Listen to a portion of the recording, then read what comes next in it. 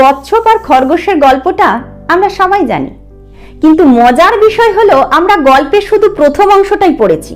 আপনি কি জানতেন যে এই গল্পের আরো 3টি অধ্যায় আছে, যা হয়তো আমরা কেউ কেউ পড়েছি বা শুনেছি, কিন্তু বেশিরভাগ মানুষই পড়িনি। গল্পের বাকি অংশটুকু এবার জেনে নেওয়া যাক। এই অংশটা আমরা ছোটবেলায় বইয়ে পড়েছি। এখানে খরগোশ ঘুমিয়ে যায় আর কচ্ছপ জিতে যায়। প্রথমবার হেরে যাওয়ার পর খরগোশ বিশ্লেষণ করে দেখল তার পরাজয়ের মূল কারণ অতিরিক্ত আত্মবিশ্বাস। তার মানে অতি আত্মবিশ্বাস যে কারোর জন্যই ক্ষতিকর। আর কচ্ছপ বুঝলো লেগে থাকলে সাফল্য আসবেই। হেরে যাবার পর এবার খরগোশ আবারও কচ্ছপকে দৌড় প্রতিযোগিতায় চ্যালেঞ্জ করলো, আর কচ্ছপও রাজি হলো। এবার খরগোশ না ঘুমিয়ে দৌড় শেষ করলো এবং জয়ী হলো। খরগোশ বুঝলো মন দিয়ে, নিজের সামর্থ্যের পুরোটা দিয়ে কাজ করলে দ্রুত সফল হওয়া যায়। আর কচ্ছপ বুঝলো ধীর স্থির ভাবে চলা ভালো, তবে কাজে উপযুক্ত গতি না থাকলে প্রতিযোগিতামূলক পরিবেশে জয়ী হওয়া অসম্ভব। কচ্ছপ এবার খরগোশকে আর একবার দৌড় প্রতিযোগিতায় আমন্ত্রণ জানালো। খরগোশও নির্দ্বিধায় রাজি হয়ে গেল। তখন কচ্ছপ বলল, একই রাস্তায় আমরা 2বার দৌড়েছি, এবার অন্য রাস্তায় হোক। খরগোশও রাজি। অতএব নতুন রাস্তায় দৌড় প্রতিযোগিতা শুরু হলো। যথারীতি খরগোশ জোরে দৌড় শুরু করে দিল। কচ্ছপও তার পিছন পিছন আসতে শুরু করলো।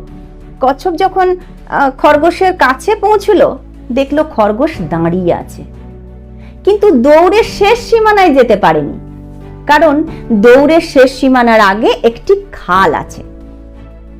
কচ্ছপ খরগোশের দিকে একবার তাকালো, তারপর তার সামনে দিয়ে জলে নেমে খাল পার হয়ে দৌড়ের শেষ সীমানায় পৌঁছে প্রতিযোগিতা জিতে গেল। খরগোশ বুঝলো শুধু নিজের শক্তির উপর নির্ভর করলেই হবে না, পরিস্থিতি আর বাস্তবতা অনুধাবন করাও ভীষণ প্রয়োজন। আর কচ্ছপ বুঝলো প্রথমে প্রতিযোগীর দুর্বলতা খুঁজে বের করতে হবে, তারপর সেই অনুযায়ী পরিকল্পনা করতে হবে। গল্প কিন্তু এখানেই শেষ নয়।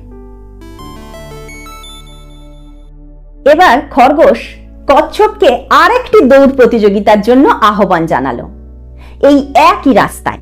কচ্ছপও রাজি, কিন্তু এবার তারা ঠিক করলো প্রতিযোগী হিসেবে নয়, বরং এবারের দৌড়টা তারা দৌড়াবে সহযোগী হিসেবে।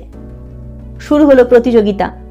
খরগোশ কচ্ছপকে পিঠে তুলে দৌড়ে খালের সামনে গিয়ে থামলো। এবার কচ্ছপ খরগোশের পিঠ থেকে নেমে খরগোশকে নিজের পিঠে নিয়ে খাল পার হলো। তারপর আবার কচ্ছপ খরগোশের পিঠে উঠে বাকি দৌড় শেষ করলো। আর এবার তারা দুজনেই একসাথে জয়ী হলো। এখান থেকে আমরা আসলে কি শিখলাম? আমরা শিখলাম ব্যক্তিগত দক্ষতা থাকা খুবই ভালো, কিন্তু দলবদ্ধ হয়ে একে অপরের দক্ষতাকে কাজে লাগাতে পারলেই আসে সত্যিকারের সাফল্য, যেখানে সবাই বিজয়ীর হাসি হাসতে পারে। আপনি কি এই গল্পটার পুরোটা আগে জানতেন? মজার এই গল্পটি শেয়ার করে সবাইকে দেখার সুযোগ করে দিতে পারেন।